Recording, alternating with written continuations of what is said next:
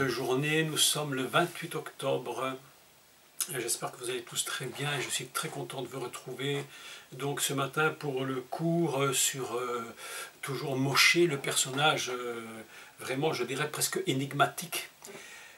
La fête de Pessah, en réalité, ce n'est pas une fête qui se fait comme ça subitement. Il y a toute une préparation pour Pessah. Ce n'est pas seulement, voilà, aujourd'hui c'est le 15 Nissan, on fait la fête, et puis non. Il y a tout un ensemble, une préparation avant. Et la préparation, c'est dont je vais essayer aujourd'hui de vous parler concernant le personnage de Moshe et également du peuple d'Israël qui est enfermé en Égypte. Pour ce faire, nous allons donc lire quelques textes et on va les commenter. Et vous allez voir qu'il y a plusieurs façons d'approcher un texte et que plusieurs interprétations peuvent être données sur les mêmes versets, les mêmes mots. Et nous allons essayer de pénétrer à travers les racines hébraïques pour comprendre ce que Dieu dit donc à Moshe. Pour ce faire, nous allons commencer donc la lecture dans le livre de Shemot et au chapitre 3, qui a été donc intitulé dans les Bibles second la mission de Moïse. Donc c'est l'appel que Dieu donne à Moïse.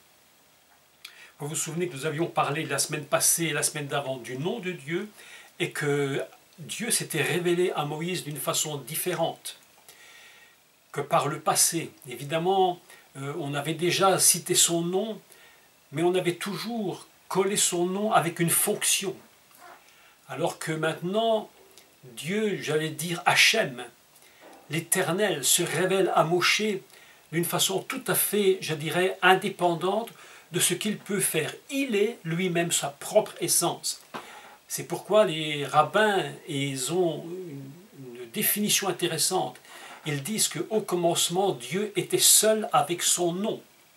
Alors c'est très intéressant de comprendre cela, c'est-à-dire qu'il y a une essence divine fondamentale, et c'est celle-là que Dieu va révéler à Moshe. Et vous allez voir que plus tard, dans l'étude qui sera faite, c'est que le mot Hachem, donc le tétragramme, l'Éternel, va constamment revenir pendant toute la période de la libération du peuple d'Israël. Et chaque plaie d'Égypte, puisqu'on appelle ça ainsi en français les plaies d'Égypte, chaque sentence, chaque parole que Dieu va prononcer sur l'Égypte, elle sera toujours introduite par le mot éternel, Hachem.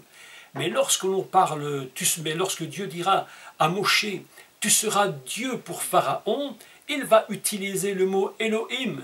Tu seras un Elohim pour Pharaon. Vous allez voir que c'est très important la différence qu'il y a entre le mot Elohim pour Pharaon, parce qu'évidemment que Pharaon n'arrive pas à saisir ce que peut être cet être Hachem dans son essence, j'allais dire extrême.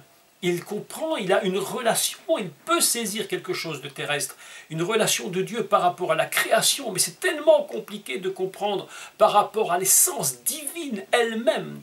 Et pourtant, c'est cela que Dieu va dire à Moshe, je ne me suis jamais fait connaître à eux sous ce nom, et à partir de ce moment, vous allez voir que toute la suite qui va se produire est fondée sur le principe du nom éternel, auquel il n'est rien rajouté d'autre que la propre essence du nom divin. C'est déjà en soi une révélation absolument fantastique. Et aujourd'hui, donc, nous allons commencer à lire le texte. On avait déjà lu, mais je vais le relire et puis on va le continuer. Donc, Shemot 3 Gimel et 13 Yud Gimel. Donc, si vous avez votre Bible, vous la prenez et puis nous commençons la lecture. Donc, Moshe dit à Dieu, « J'irai donc vers les enfants d'Israël, et je leur dirai, le Dieu de vos pères m'envoie vers vous, mais si ils me demandent quel est son nom, mais que leur répondrai-je » Dieu dit à Moshe, « Ayez, Esher, ayez, je suis qui je suis, ou je serai qui je serai. » Et il ajouta, « C'est ainsi que tu répondras aux enfants d'Israël, celui qui s'appelle Ayez m'a envoyé vers vous. » Dieu dit encore à Moshe, « Tu parleras ainsi aux enfants d'Israël, l'Éternel, le Dieu de vos pères, le Dieu d'Abraham, le Dieu d'Isaac et le Dieu de Jacob, m'envoie vers vous. Voilà mon nom pour l'éternité, le voilà de génération en génération. Va, rassemble les vieux, on a traduit les anciens d'Israël, et dis-leur, l'Éternel, le Dieu de vos pères m'est apparu, le Dieu d'Abraham, d'Isaac et de Jacob, il a dit, je vous ai vu, et j'ai vu ce qu'on vous fait en Égypte. Et j'ai dit, je vous ferai monter de l'Égypte, où vous souffrez dans le pays des Cananéens, etc. Et je continue pas toute la lecture, c'est un peu long, donc je vous la laisserai continuer vous-même. Donc, voilà que Dieu appelle donc, je rappelle au passage, mais c'est intéressant de se le rappeler, c'est que Moshe, tout ce texte, tous ces récits qui vont suivre, se trouvent être au buisson. Donc, ce qu'on appelle le séné, il est au buisson. Et Moshe, lorsqu'il entend toutes ces paroles, il a le visage qui est caché. Il est dit dans le verset précédent que Moïse se cacha le visage car il craignait de regarder Dieu. La crainte l'avait saisi et il se cache. Et tout ce qui va suivre est en fait un récit avec Dieu, une voix qui parle, un buisson qui brûle et un homme qui est caché. Il se cache le visage. Je ne sais comment, il a pris probablement ce qu'il avait sur lui. Je ne sais pas moi, ses habits, il les a mis sur lui. Il ne peut pas regarder Dieu. Tout ça se fait alors qu'il ne voit pas Dieu. Il n'y a que la voix de Dieu qui lui parle. Donc après avoir entendu tout cela et son appel, on va voir maintenant ce que Moshe va répondre à Dieu. Et Moshe va argumenter. Il va dire plusieurs choses dont on va essayer de décoder ce qu'il veut dire. Donc je lis avec vous maintenant à partir du chapitre 4 le début, et puis on passera quelques versets, on lira un peu plus loin, et le reste je l'expliquerai après. Donc chapitre 4 d'Alet. Moshe répondit et dit, « Voici, ils ne me croiront point, et ils n'écouteront point ma voix. Mais ils diront, l'Éternel ne t'est point apparu. » Je passe tout le texte qui suit, on va en parler juste après, et je continue à partir du verset 10. Moshe dit à l'Éternel, « Ah Seigneur, je ne suis pas un homme qui ait la parole facile, ce n'est ni d'hier ni d'avant-hier, ni même depuis que tu parles à ton serviteur, car j'ai la bouche et la langue embarrassées. » Et l'Éternel lui dit, « Qui a fait la bouche de l'homme? Qui rend muet, sourd, voyant ou aveugle? N'est-ce pas moi, l'Éternel? Va donc, je serai avec ta bouche et je t'enseignerai ce que tu auras à dire. » Moshe répondit, « Ah Seigneur, envoie qui tu voudras envoyer. » Alors la colère de l'Éternel s'enflamma contre Moshe. Et j'arrête la lecture ici. On va parler un peu sur les argumentations que Moshe donne à Dieu. Et il va en fait en donner 4. La première, parce que je suppose évidemment que Moshe se trouve dans une difficulté extrême, puisqu'il a un appel. Il se rend compte que probablement, lui ne se sent pas au niveau pour accomplir un tel travail. Et il va argumenter 4 choses. La première qu'il va dire, c'est « Ils ne me croiront pas ». La deuxième, « Ils ne m'écouteront pas ». La troisième, alors là, c'est vraiment une attitude de Moïse où il se pose vraiment une question par rapport au comportement du peuple d'Israël vis-à-vis de lui. Ils diront, l'Éternel ne t'est point apparu. Quatrième argument, lorsque Dieu lui aura donné des signes à produire, il va le dire, je n'ai pas la parole facile. Donc, on va essayer de comprendre un peu ce que tout cela veut dire.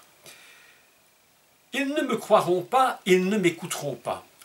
Si je comprends ce que Moshe dit, ils ne me croiront pas, autrement dit, à quoi me sert-il d'aller et de parler, puisque de toute façon, ils ne me croiront pas et ils ne m'écouteront pas, puisqu'ils ne me croient pas. Après, mais comment veux-tu qu'ils puissent encore m'écouter? Ils ne voudront même plus avoir un seul mot qui sorte de ma bouche. Ils ne me croiront pas, donc je n'ai vraiment pas même envie de parler, puisqu'ils ne m'écouteront pas. Ce que je leur dis ne rentrera pas dans leur tête. Quelque chose ne fonctionnera plus. Ils ne comprennent pas. Donc pourquoi veux-tu que j'aille, puisque de toute façon, ce que je leur dirai, ils ne m'écouteront de toute façon pas. Et puis, alors le troisième argument est un argument terrible. Il va dire à Dieu, à Hachem, il va lui dire, mais ils vont me dire, l'Éternel ne t'est point apparu. Autrement dit, ils vont me prendre pour un menteur. Puisqu'ils vont me dire, tu me dis quelque chose, mais nous, on ne t'écoute plus, on ne veut même pas te croire, et en plus de cela, on n'est même pas du tout certain que l'Éternel t'est apparu. Alors Moshe dit à Dieu, mais ils vont me prendre pour un menteur. Mais comment pourront-ils accepter un homme comme moi? Et il argumente constamment avec Dieu pour essayer évidemment d'échapper à un appel que Dieu a mis sur sa vie. Et que lorsque l'appel est trop grand, on trouve les excuses. Et évidemment, ils ne me croiront pas. Et ils ne pourront même pas m'écouter. Et en plus, ils vont même me dire, écoute Moïse, on ne croit même pas que tu nous dis la vérité, tu es un menteur. Et puis Dieu va lui parler. Il va lui dire, mais moi je vais te dire quelque chose. Je vais te montrer qui moi l'Éternel je suis. Mais pour faire cela, il va lui demander de produire des signes. Et puis, Moshe va répondre, mais tu sais que je n'ai pas la parole facile. Si on traduit littéralement, évidemment, il est écrit Ki gvad pe ou gvad le lachon anochi. Si je traduis littéralement, car ma bouche est lourde et ma langue est lourde. On a traduit en français, donc j'ai la bouche et la langue embarrassées. Mais il dit littéralement dans la traduction mot pour mot, car lourde est ma bouche et lourde est ma langue. C'est cela qu'il dit. Évidemment que de là, les rabbins ont conclu que probablement Moïse devait être bègue. Et qu'il était donc, qu'à chaque fois qu'il voulait parler, il bégayait. Bon, ça c'est une interprétation qu'ils ont faite. Mais peut-être qu'il y en a une autre que celle-là. Peut-être simplement que Moshe trouve l'excuse pour dire j'ai du mal de m'exprimer. Tu te rends compte que si je suis devant le peuple, ils ne me croient pas, ils me prennent pour un menteur. Comment veux-tu que je m'exprime devant eux? C'est une possibilité. Pas nécessairement que Moshe est absolument bègue, mais peut-être, c'est possible, je ne sais pas. C'est une interprétation parmi d'autres interprétations qu'ils sont données. Mais voilà que Moshe trouve de nouveau un argument pour dire à Dieu, ne m'envoie pas, parce que de toute évidence, quelle que soit la raison de laquelle je m'exprimerai, mais ce sera très compliqué, c'est pourquoi ne m'envoie pas. C'est pas d'hier. C'est pas d'hier, autrement dit, c'est pas d'aujourd'hui ni d'hier. C'est pas d'avant-hier, c'est-à-dire c'est pas le jour d'avant ni avant-hier.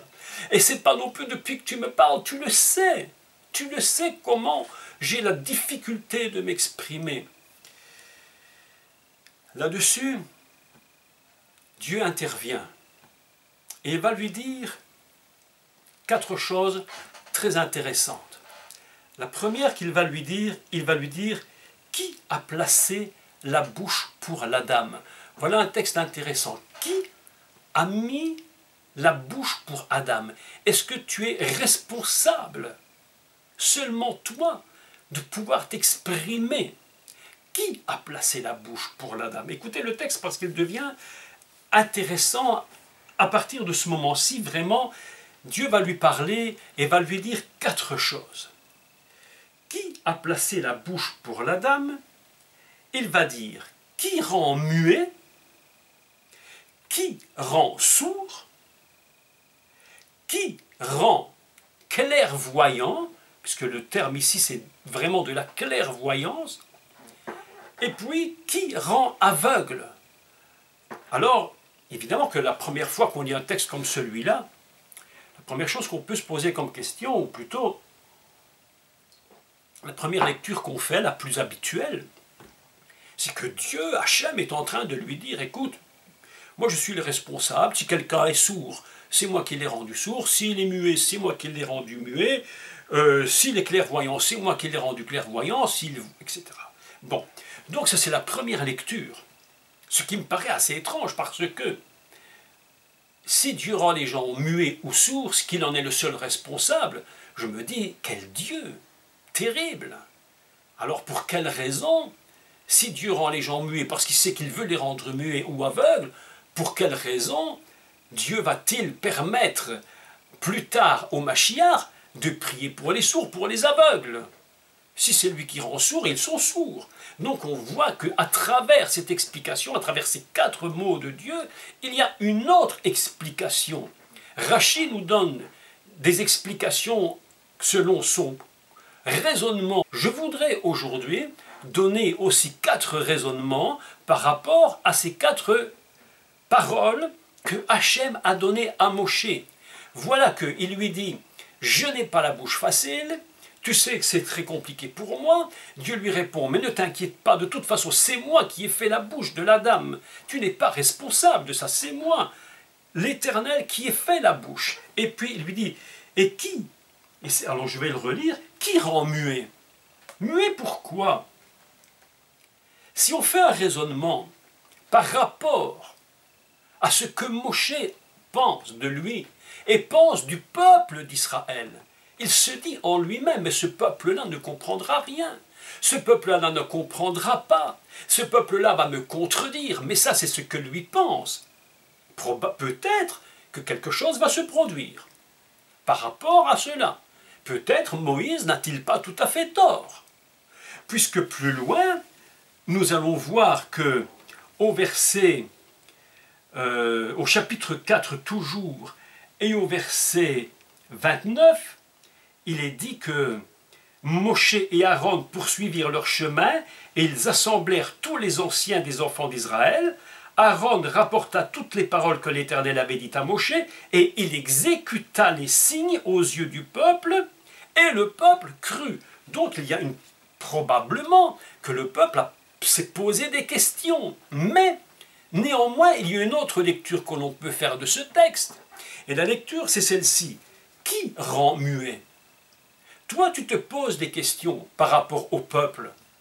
Mais qui rend muet? C'est-à-dire, je les rendrai muets afin qu'ils n'aillent pas te contredire. Je suis capable de leur fermer la bouche pour qu'ils ne te contredisent pas. Ce que tu leur diras, ils pourront l'entendre et ils ne pourront pas aller contre ce que tu dis. Qui rend muet afin qu'ils ne te contredisent pas? Et puis il dit, qui rend sourd pour qu'ils ne comprennent pas autre chose que ce que tu me dis? Dieu est en train de dire à Moïse, ne fais pas des faux raisonnements. Ne pars pas du principe qu'il y a un faux raisonnement chez eux. Probablement que c'est toi qui prends cette excuse pour ne pas aller vers le peuple. Mais j'allais dire que Moïse est en train de se faire ce qu'on dit couramment en français, il se fait un film. Et Dieu lui dit, attention, attention, n'accuse pas le peuple de quelque chose dont tu n'as même pas encore parlé, tu es déjà en train d'accuser le peuple. Vous savez, il y a un très très mauvais comportement qui existe dans la vie des hommes et sur lesquels nous devons absolument, j'allais dire, lutter. Lutter pour nous-mêmes d'ailleurs. Parfois, lorsque nous devons faire quelque chose, la crainte nous saisit. Pourquoi? Parce qu'on se dit, mais si il me disait, si il pensait ça de moi, si il faisait ça contre moi, et si je leur dis quelque chose, ils me répondront le contraire. Et on est en train de se construire des raisonnements absolument insupportables. Et je crois que c'est ce qui est en train de se produire en partie ici avec Moshe. Il dit, mais ils ne me croiront pas, ils ne m'écouteront pas. Et Dieu lui dit, mais c'est moi qui rends muet, c'est moi qui suis capable de leur fermer la bouche pour qu'ils ne te contredisent pas. C'est moi qui suis capable de leur fermer les oreilles pour qu'ils ne comprennent pas autre chose que ce que tu as dit. Je ne laisserai rentrer en eux que ce qu'ils doivent comprendre, mais pour le reste, je ne permettrai pas qu'ils te contredisent et qu'ils comprennent autre chose. Je me souviens, lorsque j'avais 25 ou 24 ou 25 ans, j'avais cette très fâcheuse habitude de créer des situations erronées. Je m'explique. Lorsque j'avais un but ou un projet ou quelque chose, je me disais toujours, et ça a duré longtemps, des années, oui, mais si je leur dis ça, mais qu'est-ce qu'ils vont me répondre? Et je me faisais moi-même un scénario de ce que probablement les gens me diront, mais ce n'était pas du tout certain qu'ils me le disent. Mais même s'ils l'avaient dit, je m'étais avant construit un scénario négatif. Et je pense que Dieu va reprocher à Moïse, c'est cette idée négative qu'il a du peuple d'Israël. Ils me diront, ils n'écouteront pas, et puis ils vont me traiter même de menteur, ils diront, l'Éternel ne t'est pas apparu, qu'est-ce que tu nous racontes? Et Dieu lui dit, mais Moshe, arrête s'il te plaît, mais qui a rendu muet? Qui est capable de les faire taire? Qui est capable de leur fermer les oreilles pour qu'ils n'entendent pas autre chose que ce que je ne te dis? Qui est capable d'être clairvoyant, de leur donner de la clairvoyance, c'est-à-dire d'ouvrir les yeux pour qu'ils voient exactement ce que tu es et que ce que tu dis est vrai? Qui est capable de faire de telles choses? Et puis lui dira, mais qui rend aveugle, afin qu'ils ne voient pas autre chose que ce que toi tu leur diras? C'est pourquoi ces 4 textes sont tellement importants par rapport au comportement et au scénario que se crée Moshe. Parce que même si c'est vrai que le peuple aura besoin de preuves et qu'ils se poseront des questions, ce que Dieu n'aime pas, c'est lorsque nous créons des systèmes et des scénarios, des choses qui ne sont même pas encore arrivées. C'est-à-dire qu'on est en train de prévoir à l'avance des comportements que d'autres n'auront probablement, peut-être même pas. Je vous dis que moi-même, je me suis retrouvé dans des cas absolument, j'allais dire, presque stupides, à cause de ces raisonnements que j'avais en moi. Et j'étais obsédé, parce que je me disais, mais ils ne me croiront pas. Et si je leur dis ça, ils me répondront ça. Alors je n'étais pas du tout certain qu'ils allaient le dire. Et un jour, je suis en train de réfléchir à tout ça et quelque chose me parle dans mon esprit. Quelque chose dans mon esprit me parle. Je ne dis pas une voix audible, mais quelque chose parle dans mon esprit. Et me dit, mais qu'est-ce que tu es en train de faire? Mais Jacques, qu'es-tu en train de faire? Pourquoi inventes-tu des choses comme celle-là? Tu ne sais même pas. Si en plus même tu les rencontreras. Et à ce moment-là, j'ai compris. Je vous parle de moi-même. J'ai compris pour moi-même que je devais systématiquement arrêter ce type de scénario, ce type de raisonnement, ces argumentations complètement inutiles qui nous empêchent d'avancer, qui sont en train de nous lier sur place. Et à partir de ce moment, on devient dans la position comme Moshe, où à un moment donné, Moshe, Dieu va devoir se fâcher sur lui. Il a dit que Dieu se mit en colère, parce que les faux raisonnements, les faux scénarios qu'on peut s'imaginer, que les autres pourraient peut-être produire, mais on n'en est pas certain, vont systématiquement nous détruire. Voilà ce que Dieu dit à Moshe. Qui place la bouche pour la dame? Qui te permettra de parler? N'aie pas peur de parler. Est-ce que ce n'est pas moi qui ai donné la parole? Est-ce que ce n'est pas moi qui ai mis la bouche pour que tu parles? Alors parle et ne t'occupe pas, parce que de toute façon, dit Dieu, si j'ai envie de les rendre muets, pour qu'ils ne te contredisent pas, eh bien je fermerai leur bouche. Si j'ai envie de les rendre sourds, pour qu'ils ne comprennent pas autre chose que ce que tu dis, eh bien je peux les rendre sourds. Vous comprenez bien qu'il ne s'agit pas ici dans ce texte. Vous comprenez que ce n'est strictement pas du tout une question de Dieu qui dit, bon voilà, moi je fais des gens qui parlent, des gens muets, je fais des gens qui entendent et je fais des gens qui sont sourds. C'est évidemment la première lecture qu'on entend. Pendant des années, je comprenais cela. Alors je me disais, mais Dieu est quand même pas très sympa, franchement. Donc il crée des gens, puis il les fait muets, puis d'autres il les fait aveugles, et puis d'autres il les fait sourds. Mais je dis, mais c'est un Dieu très étrange. Mais ce n'est pas cela que ça veut dire. Voilà ce que Dieu dit à Moshe. Qui rend muet? Qui peut rendre sourd? Qui peut ouvrir les yeux et rendre clairvoyant? Qui peut aussi fermer les yeux? Qui? C'est moi. Je suis l'Éternel. C'est moi qui fais ces choses. Là-dessus, je voudrais quand même continuer, et il va lui dire, et toi, va. Je serai comme ta bouche. Im picha. Comme ta bouche. Je serai dans ta bouche. Autrement dit, ne pense plus du tout, ne prévois plus du tout des situations improbables. Quoi qu'il arrive, je vais me mettre dans ta bouche, je serai comme ta bouche. Donc, im pira. Im, ein, med, ça veut dire donc comme ta bouche. Pira, ta bouche. Je t'inspirerai. C'est moi qui vais t'inspirer. N'aie aucune crainte. C'est moi qui vais t'inspirer. Pourquoi donc vas-tu encore discuter? Surtout que nous ne devons pas oublier que avant que Moshe ne parle et ne dise à Dieu, j'ai la bouche qui est embarrassée, la langue lourde, j'ai la bouche lourde, avant qu'il dise ça, Dieu lui avait parlé d'autre chose. Probablement que même ce que Dieu va lui montrer, lorsque Moshe verra la puissance de Dieu dans les signes, même cela ne va pas permettre encore à Moshe de pouvoir prendre conscience que vraiment il devra changer son raisonnement. Je voudrais prendre un peu de temps aujourd'hui pour parler des 3 signes.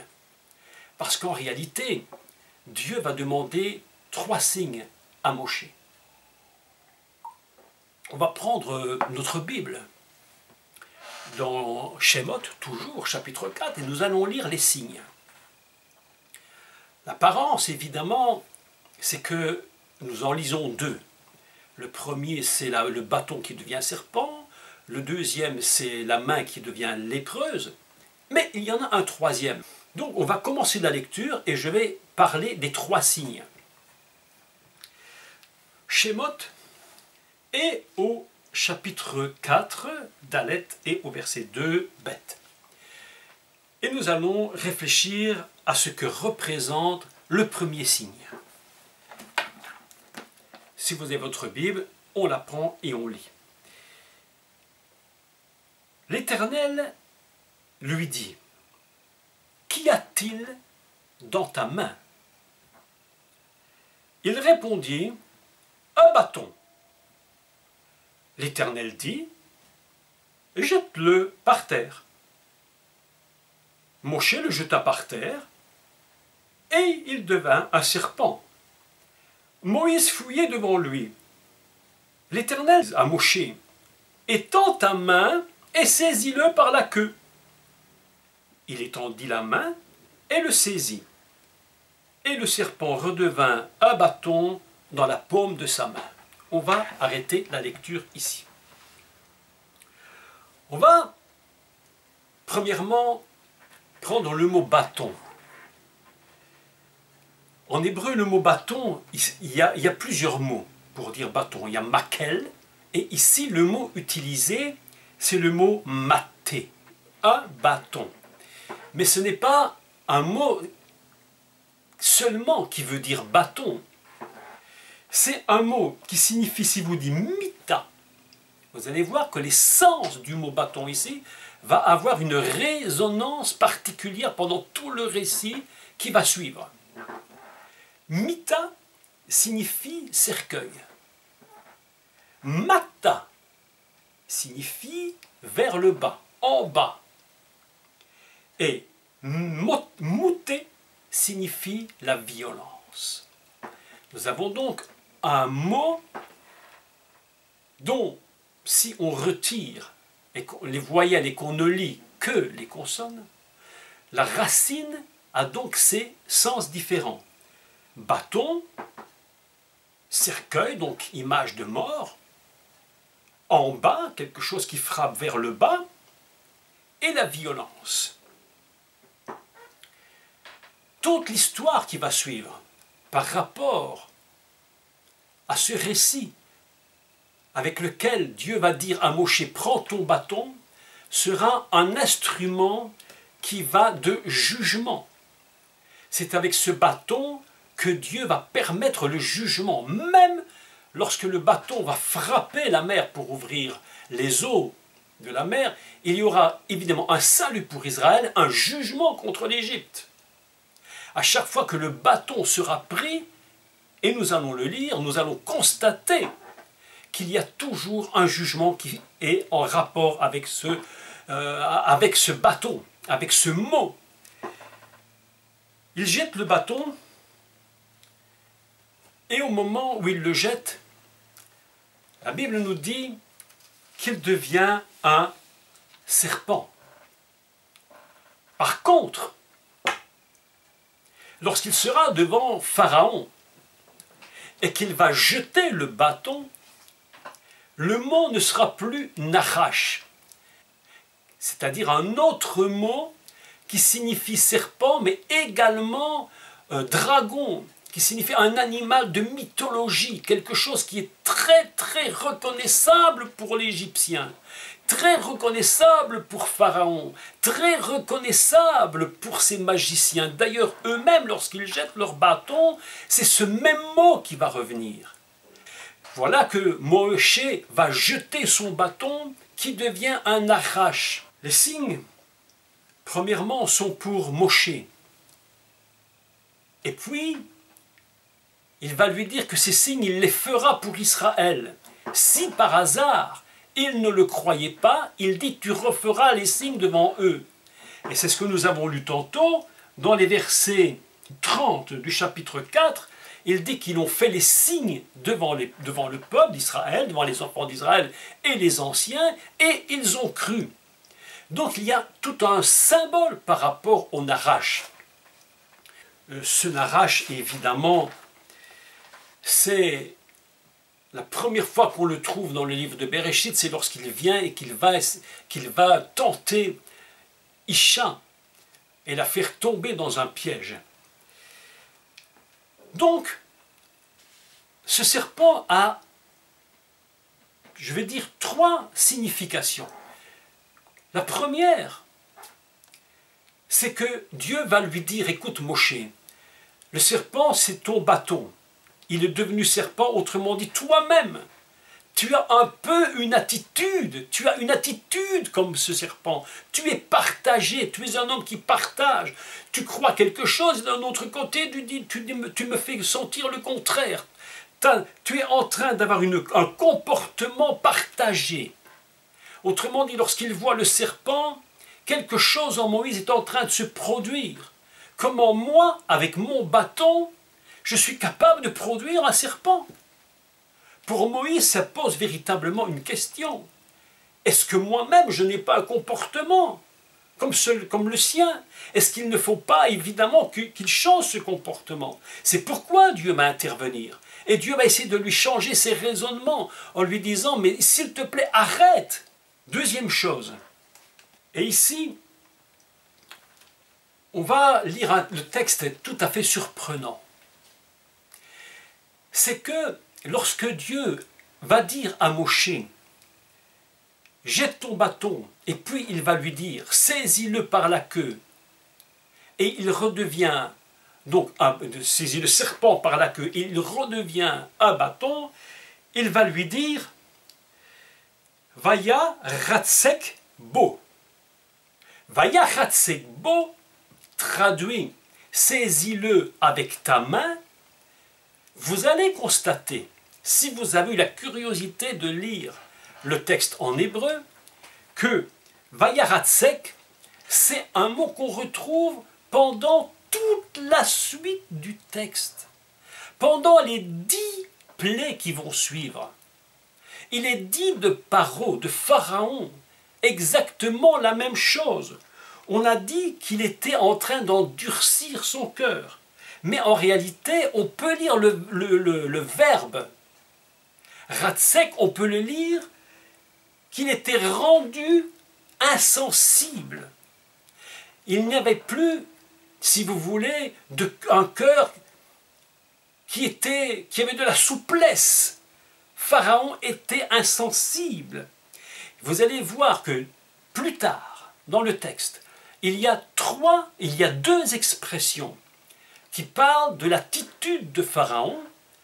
Une dont on va dire de lui qu'il est Vayeretsak, donc le cœur endurci, et une autre expression, on va dire qu'il était le cœur alourdi.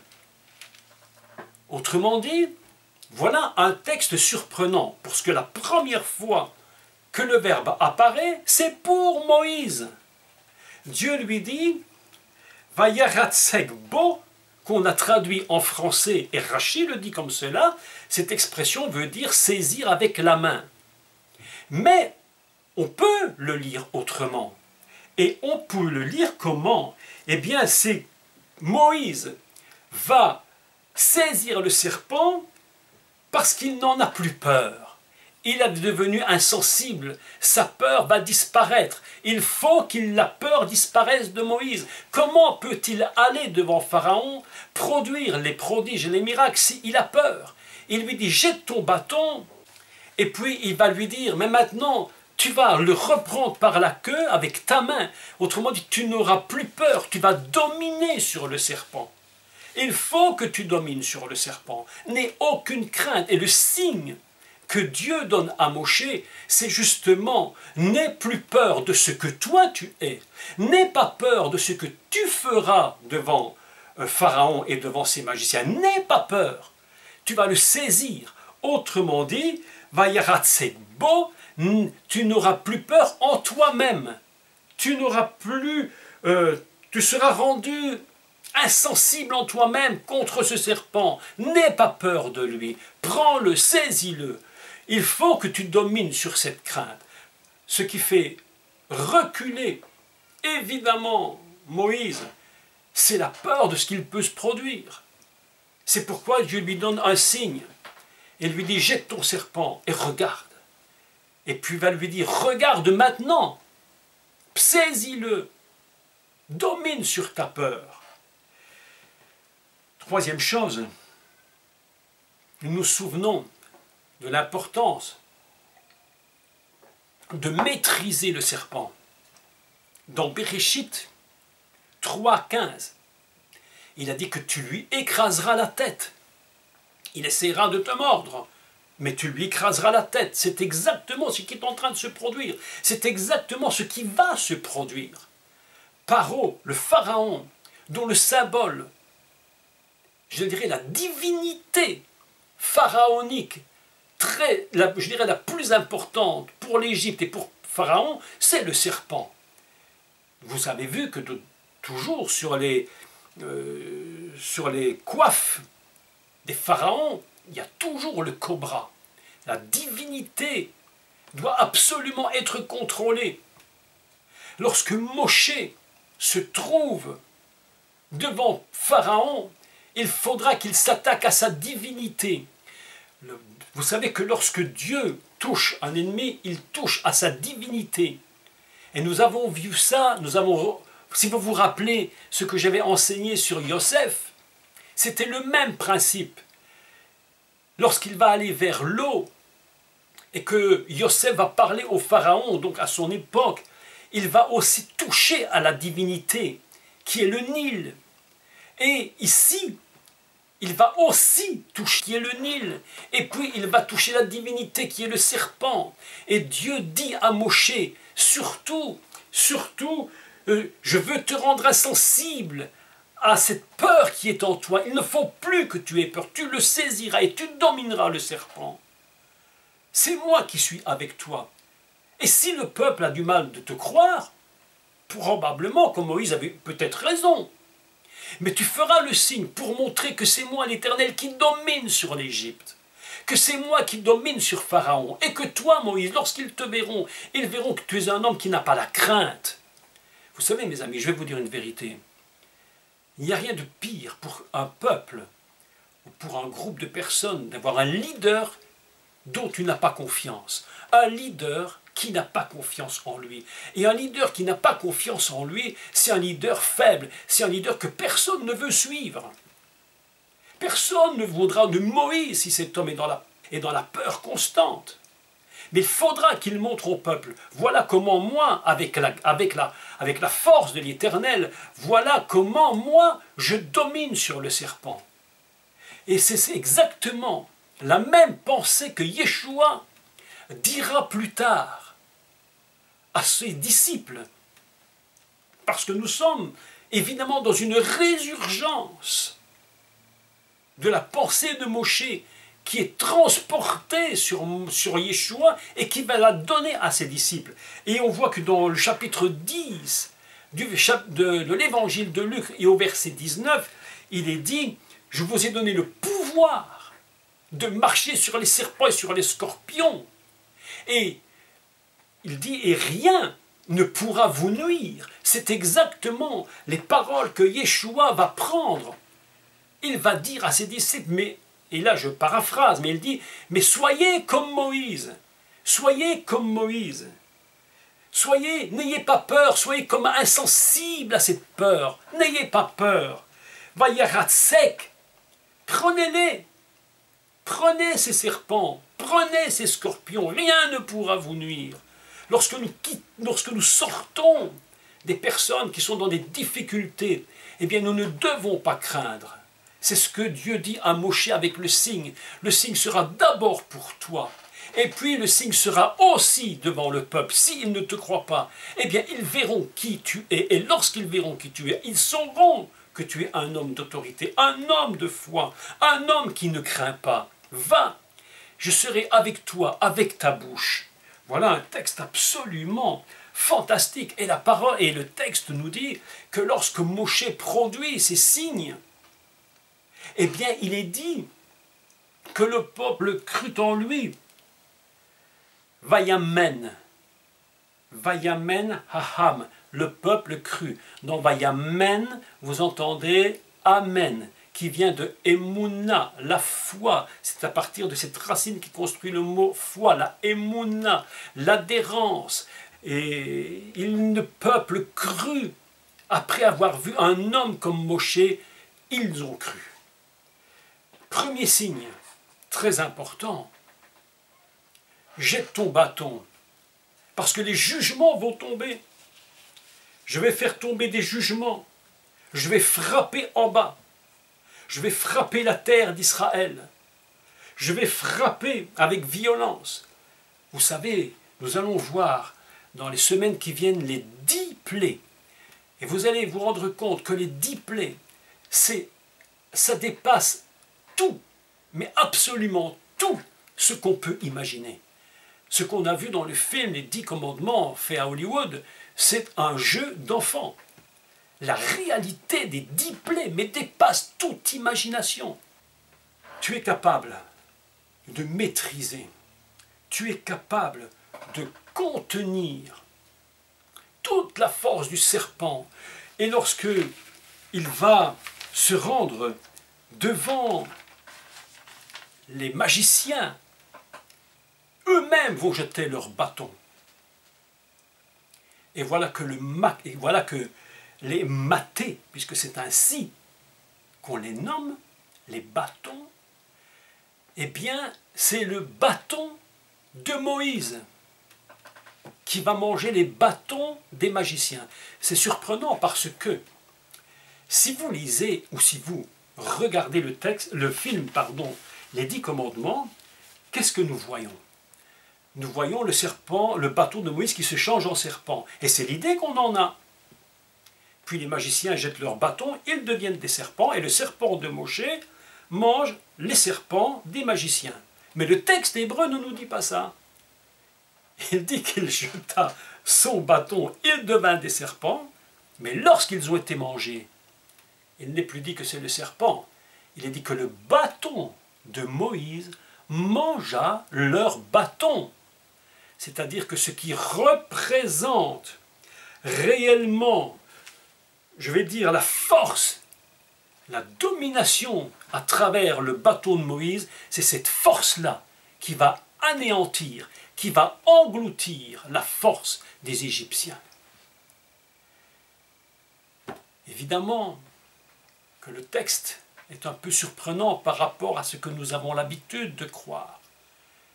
Mais il est dit que le bâton va engloutir leur bâton, leur force, leur méchanceté, leur violence sera mangée parce que Moshe tient en main une force que eux-mêmes ne peuvent même pas comprendre. Moshe n'a plus de peur devant Pharaon. Il se présentera à maintes reprises et à chaque fois il reviendra jusqu'à ce qu'il ait véritablement la domination totale sur ce Pharaon et sur ce peuple égyptien. Je vais clôturer. Aujourd'hui, la semaine prochaine, nous parlerons du deuxième signe, la lèpre. Mais avant de terminer, j'aimerais quand même qu'on lise le troisième signe, je n'en avais pas parlé. Je le lis. Donc, voilà le bâton, la lèpre, et on lit à partir verset 8, chapitre 4. Il dit, si il ne te croit pas, dit l'Éternel, et n'écoute pas la voix du premier signe, déjà là c'est intéressant parce qu'il parle de la voix du signe. Hein, le signe va parler, c'est quelque chose qui parle, la voix du premier signe, ils croiront à la voix du dernier signe. S'ils ne croient même pas à ces deux signes, et n'écoute pas ta voix, tu prendras de l'eau du fleuve. Écoutez, mais les mots sont... Il faut peser les mots, parce que ça, c'est très important.